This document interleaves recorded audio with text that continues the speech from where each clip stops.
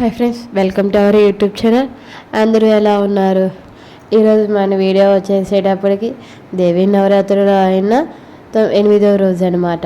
ఈరోజు దుర్గాదేవి అనమాట. నవదుర్గల్లో ఒక రోజు అలంకరణ దుర్గాదేవి అనమాట. ఈరోజు ఈ దుర్గాదేవి అమ్మవారి గురించి నాకు తెలిసిన కొంచెం ఇన్ఫర్మేషన్ అయితే మీ అందరికీ తెలియజేయాలనుకుంటున్నా. ఇది హిందూ మతం శక్తి స్వరూపం. ఆమెను ఆదిపరాశక్తిగా, శక్తికి మరియు రక్షణకు ప్రతీకగా ఆరాధిస్తారు. దుర్గాదేవి ఆవిర్భావం, పుట్టుక. పురాణాల ప్రకారం మహిషాసురుడు అనే రాక్షసుడు తన అపారమైన శక్తితో దేవతలను ఓడించి స్వర్గాన్ని ఆక్రమించాడు.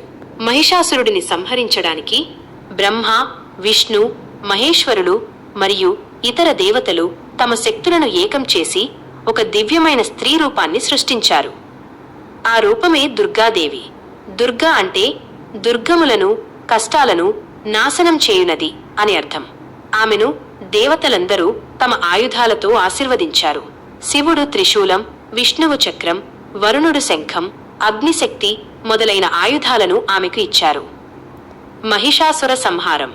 దుర్గాదేవి సింహవాహనంపై యుద్ధానికి వెళ్లి 9 రోజుల పాటు నవరాత్రులు మహిషాసురుడితో భయంకరంగా పోరాడింది. 10వ రోజున విజయదశమి రోజు దుర్గాదేవి మహిషాసురుడిని సంహరించి లోకానికి శాంతిని పునఃస్థాపించింది. అందుకే ఆమెను మహిషాసురమర్దిని అని కూడా పిలుస్తారు. ఈ విజయాన్ని గుర్తుగా దసరా పండుగను జరుపుకుంటారు. ప్రాముఖ్యత, ఇంపార్టెన్స్. దుర్గాదేవి చెడుపై మంచి సాధించిన విజయానికి ప్రతీక. ఆమె భక్తులను అజ్ఞానం, పేదరికం, దుఃఖం మరియు అన్ని రకాల చెడు శక్తుల నుండి రక్షిస్తుంది. ఆమెను శక్తి, జ్ఞానం, ఐశ్వర్యం, ధైర్యం మరియు శాంతిని ప్రసాదించే తల్లిగా భావించి పూజిస్తారు. దుర్గాదేవిని ముఖ్యంగా దసరా, నవరాత్రి పండుగ సమయంలో 9 రూపాలలో నవదుర్గలు అలంకరించి ఆరాధిస్తారు.